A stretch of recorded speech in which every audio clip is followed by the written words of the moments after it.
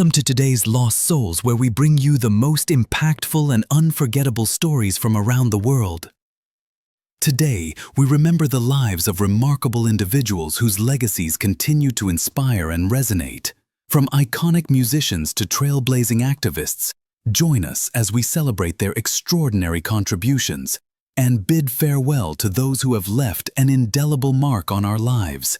Stay tuned for a journey through their incredible stories. Terence Stamp, Terence Henry Stamp, July 22, 1938 to August 17, 2025, was a celebrated English actor renowned for his sophisticated and often brooding portrayals of complex characters. Born in Stepney, East London, Stamp's early fascination with American films inspired him to pursue acting. He earned a scholarship to the prestigious Webber Douglas Academy of Dramatic Art, setting the stage for an illustrious career. Stamp made his film debut in the title role of Billy Budd, 1962, a performance that earned him an Academy Award nomination for Best Actor as well as a Golden Globe Award for New Star of the Year. His intense and nuanced portrayal helped establish his reputation as a rising talent in cinema. Throughout the 1960s, Stamp collaborated with renowned filmmakers such as William Wyler, The Collector, 1965, Joseph Losey, Modesty Blaise, 1966, John Schlesinger, Far from the Madding Crowd, 1967, and Ken Loach, Poor Cow, 1967. He also worked with Italian directors Federico Fellini and Pier Paolo Pasolini, starring in Teorema, 1968, and Spirits of the Dead, 1968. Stamp achieved iconic status in the late 1970s with his portrayal of the arch-villain General Zod in Superman, 1978, and Superman 2, 1980. The character's icy demeanor and piercing gaze made it one of the most memorable villain roles in superhero film history, cementing Stamp's legacy with a global audience. Versatility marked his later career, including a highly acclaimed role as Bernadette, a transgender woman, in the 1994 Australian road comedy The Adventures of Priscilla, Queen of the Desert. This role won him BAFTA and Golden Globe nominations and showcased his ability to embrace diverse and challenging characters. Stamp continued to appear in notable films such as The Limey, 1999, Wall Street, 1987, Young Guns, 1988, Valkyrie, 2008, Big Eyes, 2014, and Last Night in Soho, 2021, maintaining his relevance across decades in the industry. He was also a published author, releasing 2 best-selling volumes of autobiography titled Stamp Album.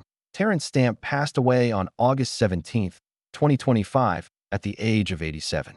He is remembered as a master of brooding silence and complex emotional depth, with a career that left an indelible impact on both stage and screen. His legacy as a versatile and charismatic actor continues to inspire generations of artists and audiences worldwide. Tana. Tana, born Dobrivoj Tanisajevic in 1933 near Belgrade, Serbia, then Yugoslavia, was a multifaceted personality, a former professional footballer, actor, producer, and renowned restaurateur in Hollywood. His life story is one of remarkable transformation and achievement across diverse fields. Tana's early years were spent in the world of football, soccer. He was a talented striker who played professionally for Red Star Belgrade's junior squad and later in Belgium, Germany, and Canada, where he won several league titles. His football career was marked by promise but interrupted by geopolitical challenges and his decision to defect to the West.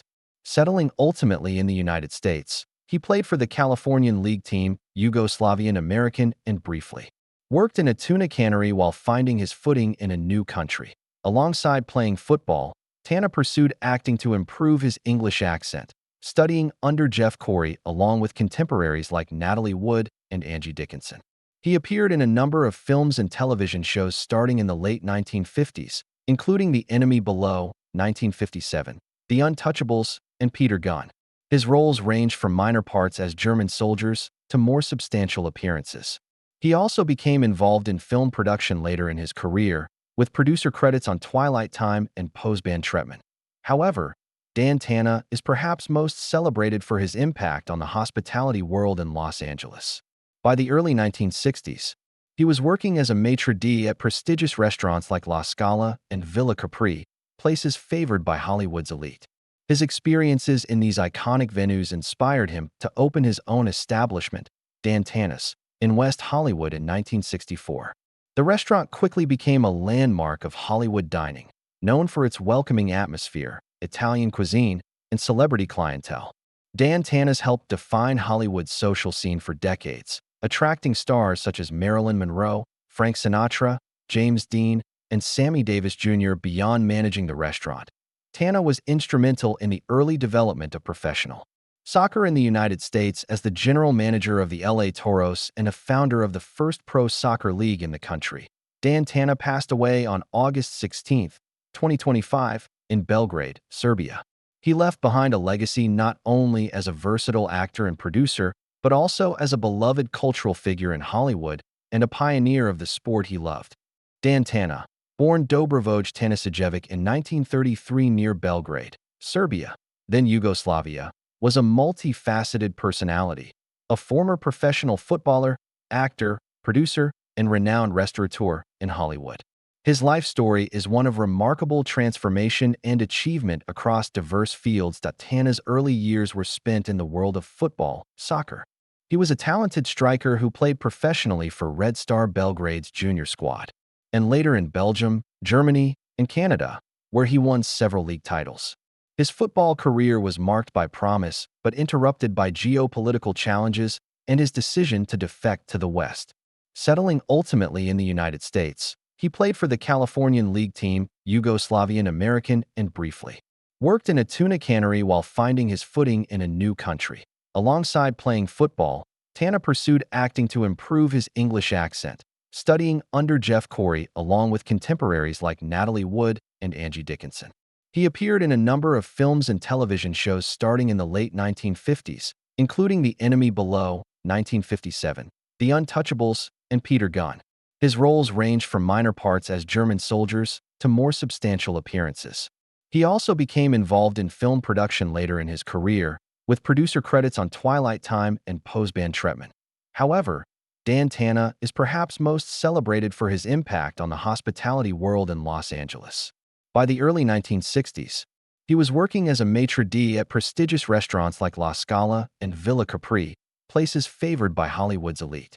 His experiences in these iconic venues inspired him to open his own establishment, Tana's, in West Hollywood in 1964.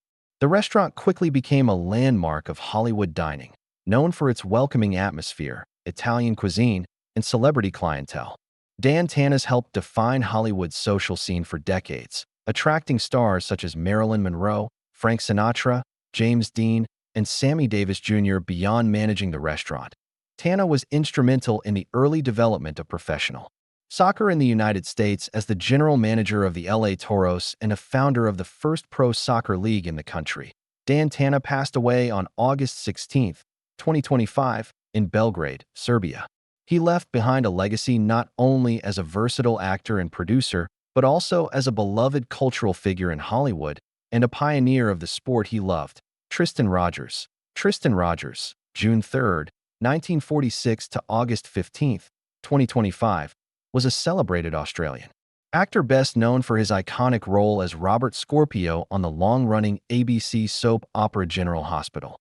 Born in Melbourne, Rogers initially pursued music before transitioning into acting, starting his career on Australian television with appearances on shows like Bellbird, The Link Men, and The Box in the 1970s. Rogers made a significant leap to international fame when he landed the role of Robert Scorpio in 1980.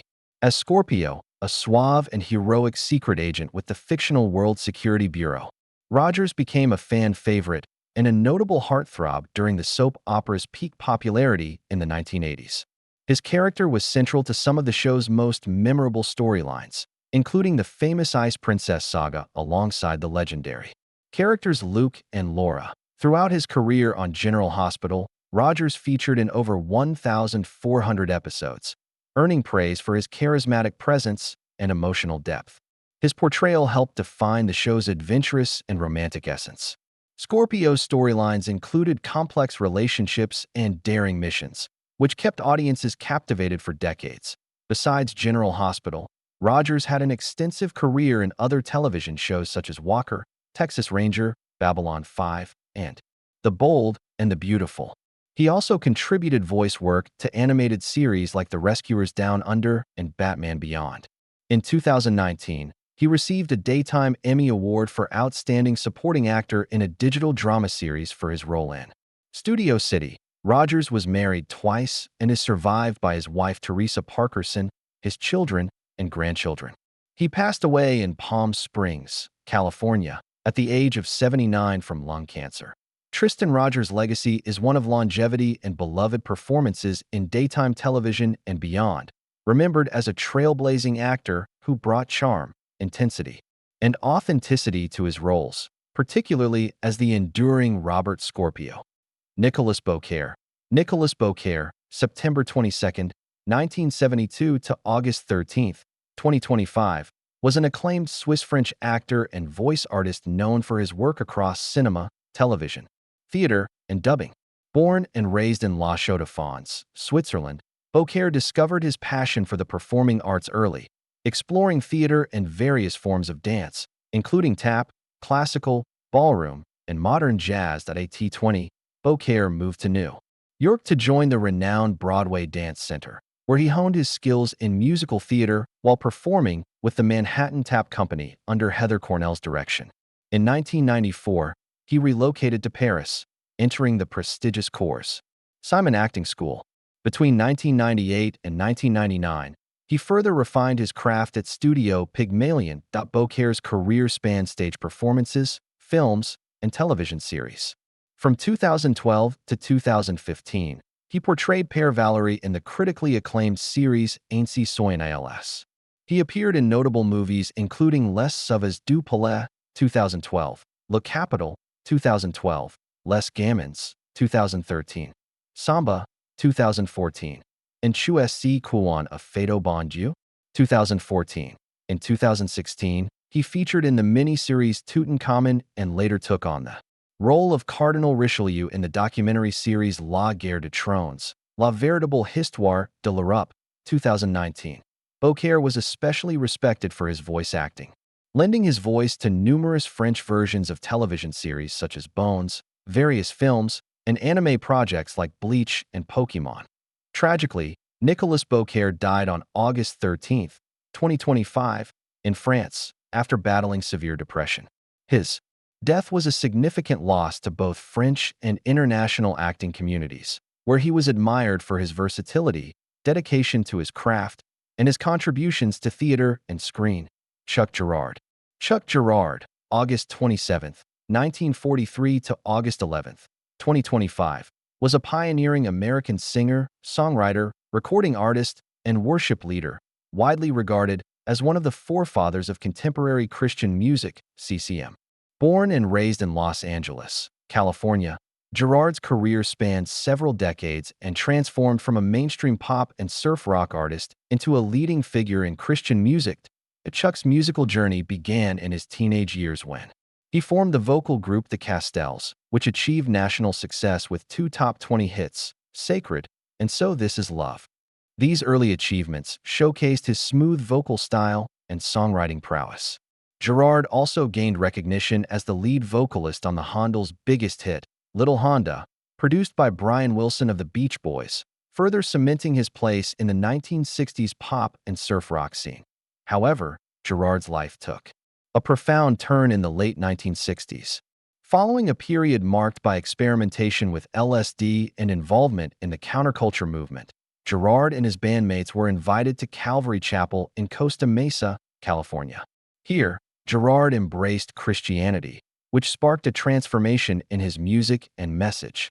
He became a founding member and lead singer of the band Love Song, one of the first and most influential Jesus music groups, whose debut 1972 album played a vital role in the emergence of what would later be called contemporary Christian music. As a solo artist from 1975 onward, Girard released numerous albums such as Chuck Girard, 1975, which included his renowned song, Sometimes Alleluia. His subsequent works continued to inspire and engage audiences with powerful worship and reflective lyrics. His music toured extensively across the United States, Europe, Australia, Mexico, and beyond, bridging gaps between religious and musical communities. That Girard's dedication to worship extended beyond performance. By the 1980s, he stepped back from mainstream concerts to focus on church ministry and simple worship leadership. His impact was formally recognized in 2012 when Love Song was inducted into the Gospel Music Hall of Fame. In 2024, Girard was diagnosed with stage 4 cancer that had spread to his lungs. He passed away peacefully on August 11, 2025, at the age of 81, surrounded by his family. His wife Karen announced his death via social media, celebrating his legacy of faith, music, and love. Girard's life and music continue to resonate deeply as a testament to spiritual awakening, artistic innovation, and heartfelt worship, marking him as a true trailblazer in both Christian music and popular culture. Biddy Baxter. Joan Maureen, Biddy Baxter, MBE, May 25, 1933 to August 10, 2025, was a pioneering English television producer and editor best known for transforming the BBC's children's magazine show Blue Peter into a beloved and enduring institution. Her visionary leadership shaped the format and legacy of the show from 1965 to 1988, creating a template for engaging, educational, and interactive children's programming that remains influential today. Baxter began her BBC career in 1955 as a trainee studio manager in radio, producing programs such as School's Junior English and Listen with Mother. In 1962, she transitioned to television and took over as producer of Blue Peter, which until then had struggled as a modest, low-budget magazine show for children. Baxter brought relentless energy and innovation, introducing features like the famous Blue Peter badge to encourage viewer participation and pioneering annual appeals for charitable causes, long before audience engagement became a widespread practice in broadcasting. Under Baxter's stewardship, Blue Peter evolved to include location shoots, a variety of pets, and hands-on projects like recycling campaigns that engaged children in meaningful social issues. She introduced a complex card index system to respond personally to the massive influx of viewer letters, emphasizing respect and care for the young audience. Ratings soared, and the program expanded to twice-weekly broadcasts, becoming a fixture of British childhood. Baxter was famously formidable. She ruled the program with a rigorous eye for quality and detail. Presenters often remembered her as a strict but visionary leader who demanded excellence and protected the show's integrity, earning both admiration and fear. Despite some criticism that she was harsh, especially towards child presenters, her clear vision made Blue Peter a success and shaped generations of children's television. Baxter's contributions were officially recognized when she was appointed MBE in 1981 and awarded honorary degrees from the Universities of Newcastle and Durham. Her final Blue Peter episode aired in 1988, after which she continued consulting for the BBC. In 2013, she received a special BAFTA award celebrating her achievements. Biddy Baxter passed away on August 10, 2025, at the age of 92 after battles with breast cancer and Alzheimer's disease.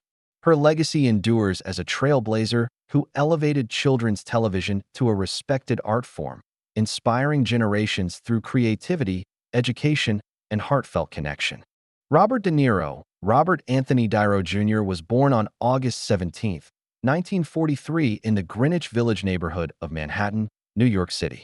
His early life was shaped by an artistic and bohemian environment that would profoundly influence his future career.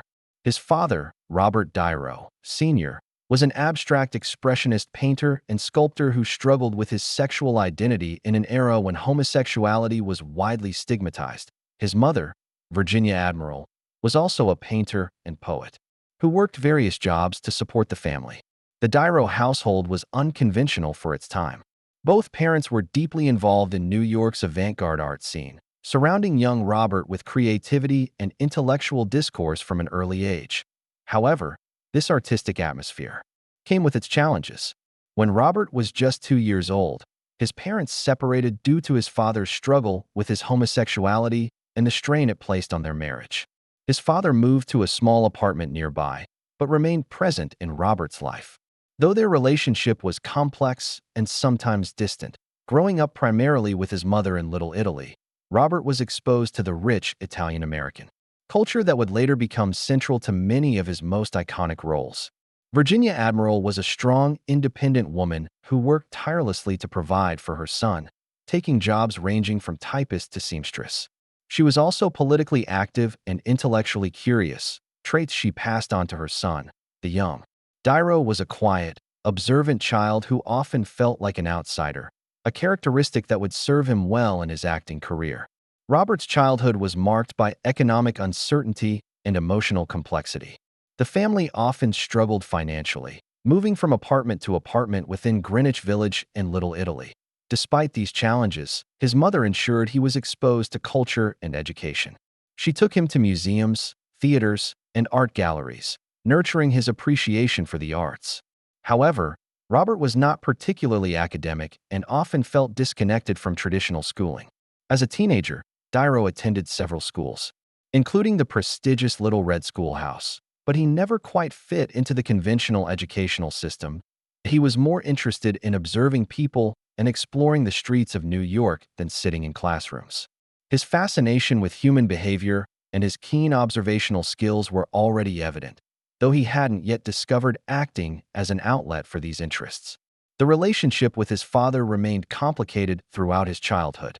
Robert Dairo Sr. was a talented artist, but struggled with personal demons, including his sexuality and periods of depression. The elder Dairo's absence and emotional unavailability created a void in young Robert's life that would influence his later portrayals of complex, often troubled father figures on screen. During his teenage years, Robert began to find his identity through various means. He was known in his neighborhood as Bobby Milk because of his pale complexion, and he often felt caught between different worlds, the artistic bohemian environment of his parents and the grittier, more working-class Italian-American culture of Little Italy. This duality would become a recurring theme in his life and work. The young Dairo was also influenced by the changing cultural landscape of the 1950s and early 1960s. He was drawn to the rebellious spirit of the era. Influenced by figures like James Dean and Marlon Brando, he began to see acting not just as entertainment, but as a way to explore the human condition and express the complexities of life that he had observed from an early age. His mother's encouragement and his own growing interest in performance led him to consider acting seriously. Virginia Admiral recognized her son's talent for observation and mimicry, and she supported his decision to pursue acting classes. This decision would prove to be pivotal, setting him on the path that would make him one of the greatest actors of his generation.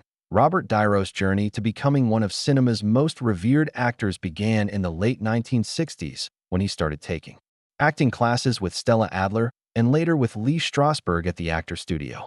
It was here that he honed his craft and developed his legendary commitment to method acting, a technique that would define his career and set him apart from his contemporaries.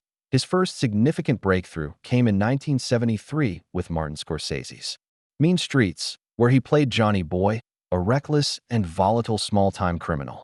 This collaboration with Scorsese would prove to be one of the most important artistic partnerships in film history.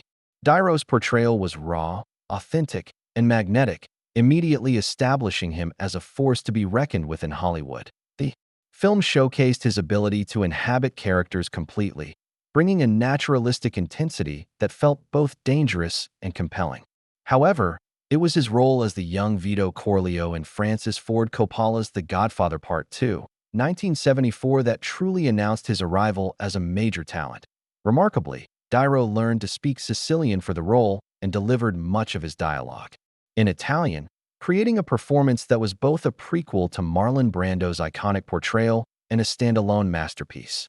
His depiction of the future Don Corleone was nuanced, showing the character's transformation from a gentle family man to a ruthless crime boss. The performance earned him an Academy Award for Best Supporting Actor, making him the first actor to win an Oscar for playing the same character that another actor had won an Oscar for previously. The mid-1970s saw Dairo's collaboration with Martin Scorsese reach new heights with Taxi Driver. 1976. His portrayal of Travis Bickle, an increasingly unhinged taxi driver navigating the mean streets of New York City, became one of cinema's most memorable and disturbing characters. Dairo's preparation for the role was legendary that he obtained a taxi license and drove a cab for weeks, immersing himself completely in the character's world. His famous line, "You talking to me," became a cultural touchstone. But the performance was much more than a memorable quote. It was a deeply psychological portrayal of urban alienation and mental deterioration that captured the zeitgeist of 1970s America. In 1978, Darrow delivered another tour to force performance in Michael Ciminos' The Deer Hunter. Playing Michael Varensky, a steel worker from Pennsylvania who serves in Vietnam, Darrow showcased his range by portraying both the carefree young man before the war and the traumatized veteran afterward. The film's famous Russian roulette scenes were emotionally devastating, and Darrow's performance anchored the entire narrative. The role earned him another Oscar nomination and further cemented his reputation as one of the finest actors of his generation. The pinnacle of Darrow's career came with his transformative performance in Raging Bull 1980, again directed by Martin Scorsese. Playing boxer Jake LaMotta, Darrow underwent one of the most dramatic physical transformations in film history. He gained 60 pounds to portray the older, out-of-shape LaMotta, a commitment that demonstrated his dedication to his craft. The performance was raw, brutal, and unflinching, showing LaMotta as both a fierce competitor and a self-destructive man plagued by jealousy and violence. Darrow's portrayal earned him the Academy Award for Best Actor and is widely considered one of the greatest performances in cinema history. Throughout the 1980s, Darrow continued to choose challenging and diverse roles. In Scorsese's The King of Comedy, 1982, he played Rupert Pupkin, an aspiring comedian whose delusions of grandeur lead him to increasingly desperate acts. The performance was both comedic and deeply unsettling, showing Darrow's ability to find the humanity in even the most disturbed characters. The film was initially overlooked but has since been recognized as a prescient commentary on celebrity culture and media obsession. His collaboration with director Sergio Leone in Once Upon a Time in America, 1984, saw him portray David Noodles Aronson across different time periods, from a young Jewish gangster to an elderly man haunted by his past. The epic crime saga allowed Darrow to showcase his range and his ability to convey the weight of time and regret through subtle performance choices. The late 1980s brought Goodfellas 1990, another masterpiece from his partnership with Scorsese. Playing Jimmy Conway, a charismatic but ruthless mobster, Darrow created a character that was simultaneously charming and terrifying. His performance was more restrained than some of his earlier work, but no less effective, showing his evolution as an actor who could achieve maximum impact with minimal effort. The 1990s saw Darrow exploring new territories, including his memorable turn as Max Cady in Scorsese's remake of Cape Fear, 1991. His portrayal of the psychopathic ex-convict was genuinely frightening, with Darrow transforming himself both physically and psychologically to create one of cinema's most memorable villains. The performance earned him another Oscar nomination and demonstrated his ability to play against type while maintaining his commitment to character authenticity. His range was further displayed in Heat 1995, where he played master thief Neil McCauley opposite Al Pacino's Detective Vincent Hanna. The film showcased Darrow's ability to convey intelligence and professionalism while maintaining an underlying current of danger. His famous coffee shop scene with Pacino became one of cinema's great dialogue sequences, with both actors at the height of their powers. Throughout his career, Darrow's approach to acting remained consistent: complete immersion in character, meticulous preparation, and an unwavering commitment to authenticity. Whether gaining weight, learning new languages, or spending months researching his roles, he set a standard for dedication that few actors have matched.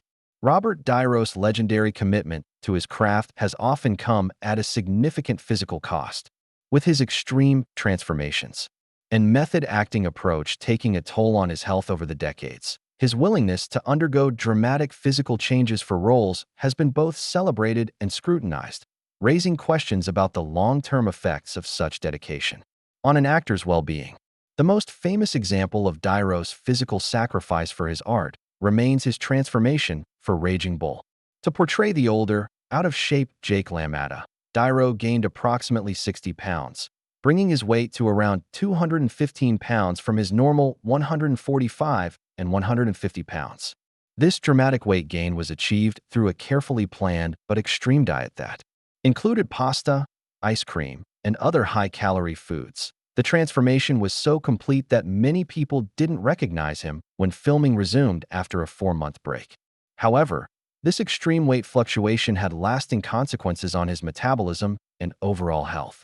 Medical experts have noted that such rapid and significant weight changes can stress the cardiovascular system, affect insulin sensitivity, and potentially lead to long-term metabolic issues.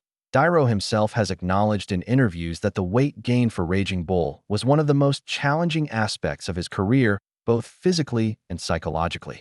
Beyond the obvious physical transformations, Dyro's method-acting approach has subjected his body to various stresses throughout his career. For Taxi Driver, his intense preparation included not only driving a taxi, but also adopting the character's lifestyle, which included irregular eating habits and sleep patterns.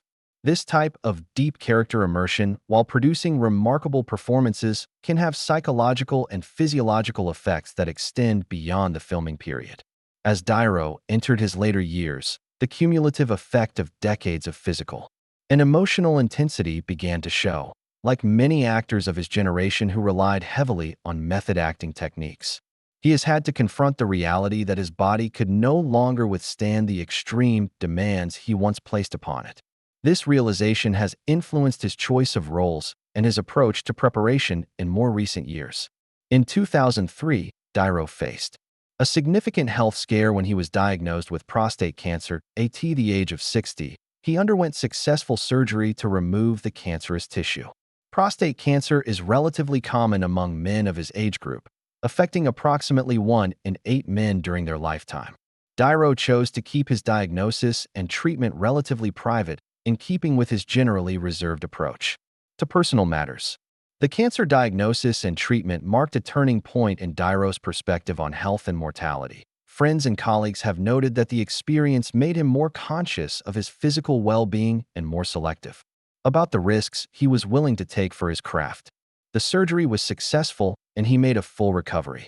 But the experience served as a reminder of his mortality and the importance of maintaining his health for his family and career.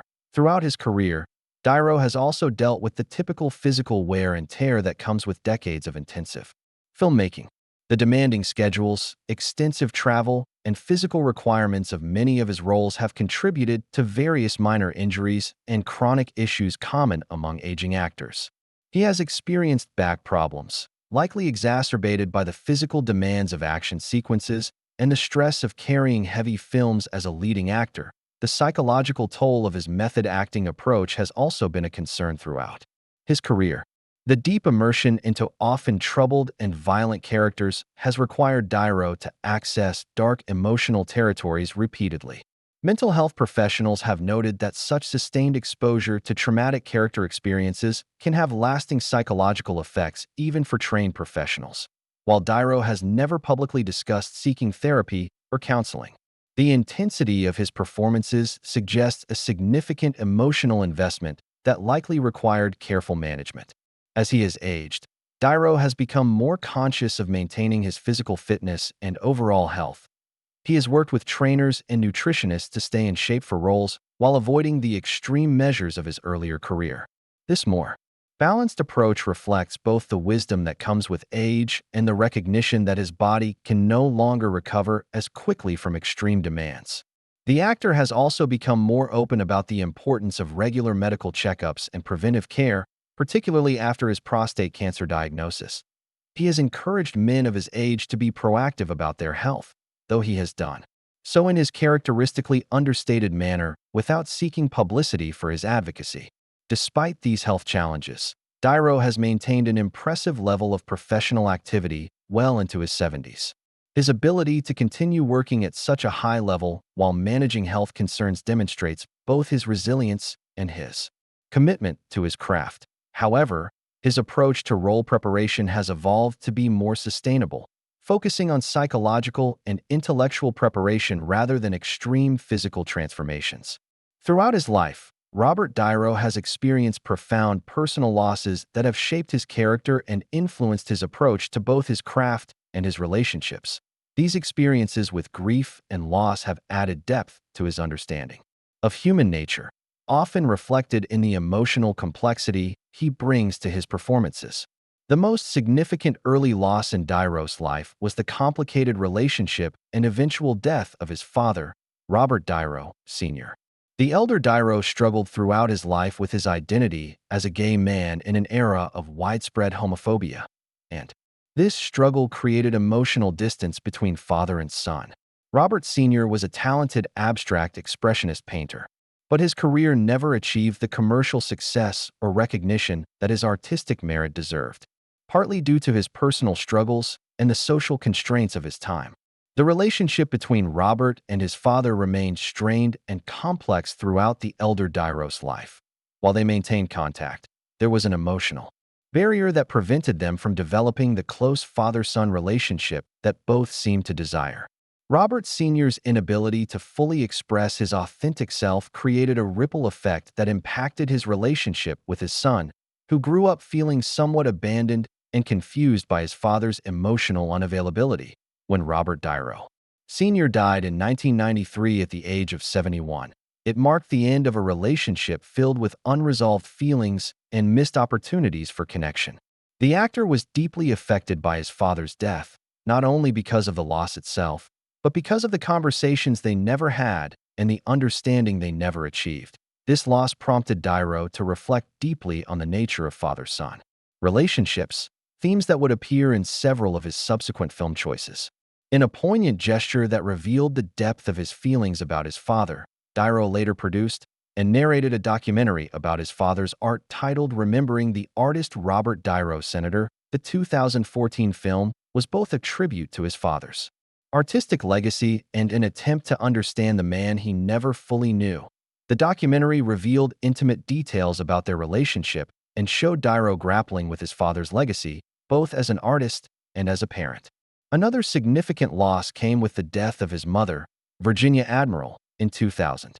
Virginia had been a constant source of support throughout Dairo's life and career, and her death at age 85 marked the end of an era for the actor. She had been not just a mother, but also his closest confidant and advisor, someone who understood both his artistic sensibilities and his personal struggles. Her death left him without his most trusted source of emotional support and guidance. Virginia's passing was particularly difficult because she had been such a formative influence on his life. She had encouraged his artistic pursuits, supported him through his early struggling years as an actor, and remained a grounding force throughout his rise to fame. Her death forced Dairo to confront his own mortality and the importance of family relationships, leading him to become more actively involved with his own children. Dairo has also faced challenges within his own family structure. His first marriage to Diani Abbott ended in divorce in 1988, which was particularly difficult because it affected his relationship with his adopted daughter Dina and his biological son Raphael. The divorce proceedings were contentious, and the breakdown of the marriage represented a significant personal failure for someone who had grown up in a broken home and desperately wanted to create a stable family environment for his own children. The actor has also experienced the unique challenges of being a father to children with special needs. His son, Elliot, born in 1998, to his second wife, Grace Hightower, was diagnosed with autism. This diagnosis presented Dairo with entirely new challenges and responsibilities, requiring him to become an advocate for autism awareness and research. The experience of parenting a child with autism has been both rewarding and demanding, requiring patience, understanding, and acceptance that has tested Dairo in ways his professional career never did. The strain of dealing with his son's autism, combined with other pressures, contributed to difficulties in his marriage to Grace Hightower. The couple has separated and reconciled multiple times, with their relationship becoming increasingly complicated over the years.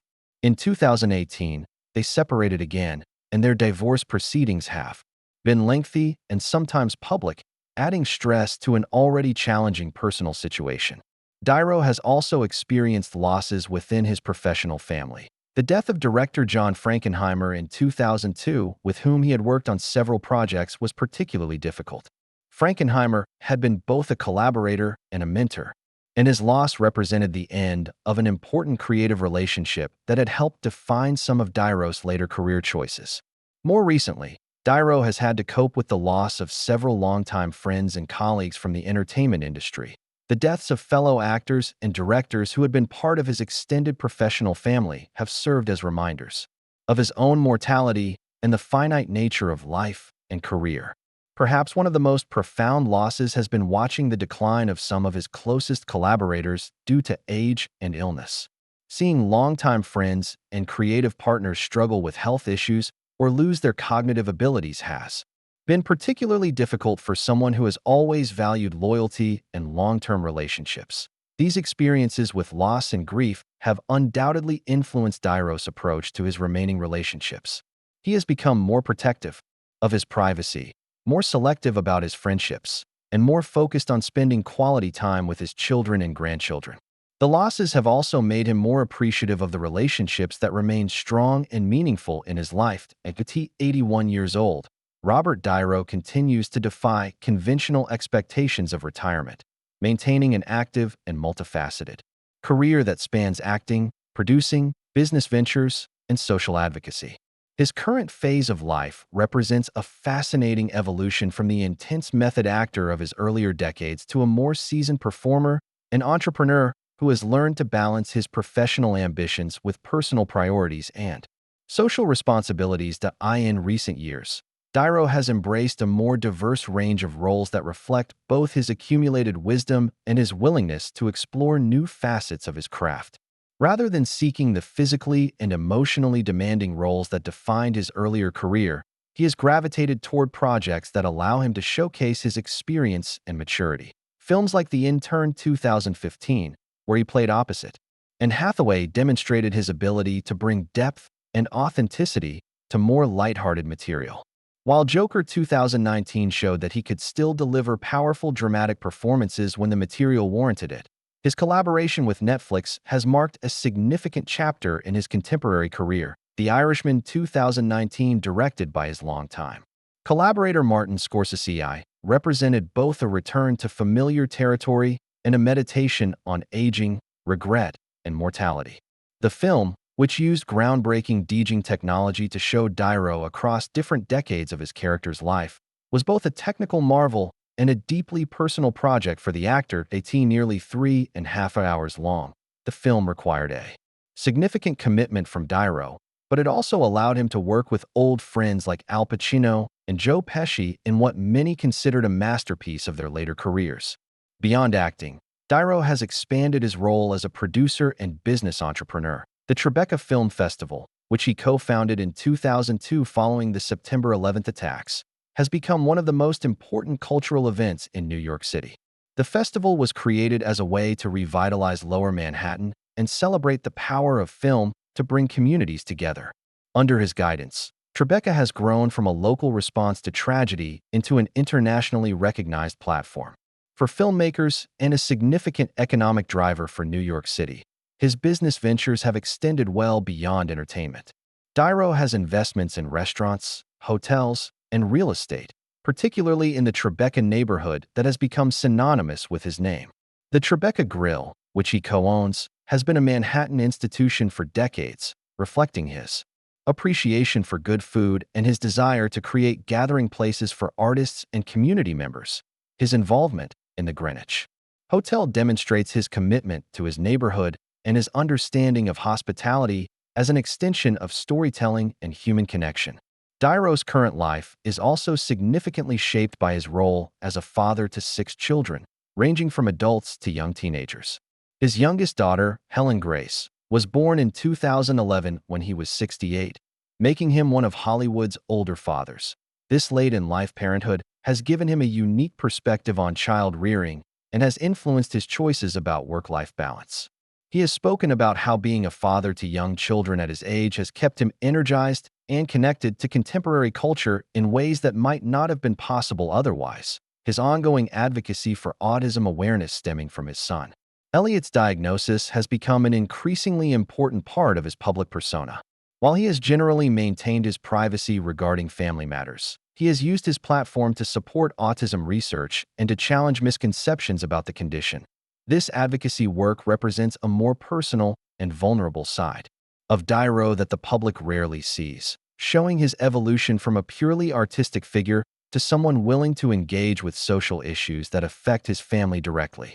Politically, Girard has become more outspoken in recent years, particularly during the Trump administration, when he became a vocal critic of policies he viewed as harmful to American democratic institutions. His political statements, while sometimes controversial, reflect a man who has reached a stage in life where he feels compelled to speak out on issues he considers morally important. This public political engagement represents a significant departure from his earlier career, when he was notoriously private and avoided taking public stands on political matters. His relationship with technology and social media reflects his generational perspective while showing his adaptability. While he is not personally active on social media platforms, he understands their importance for promoting his projects and staying connected with audiences. He has embraced new technologies in film, as evidenced by his willingness to participate in the extensive digital DJing process for The Irishman, showing that he remains open to innovation in his craft. The COVID-19 pandemic significantly impacted Girard's life and career, as it did for many in the entertainment industry. At his age, he was considered high risk for severe complications from the virus, which affected his ability to work and travel.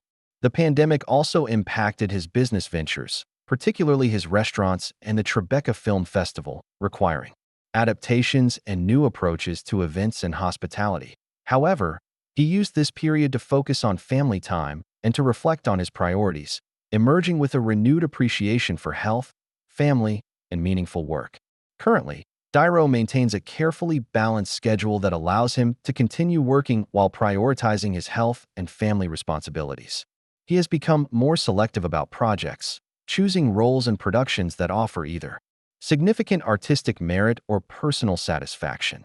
This selectivity reflects both his secure financial position and his understanding that time is his most precious resource.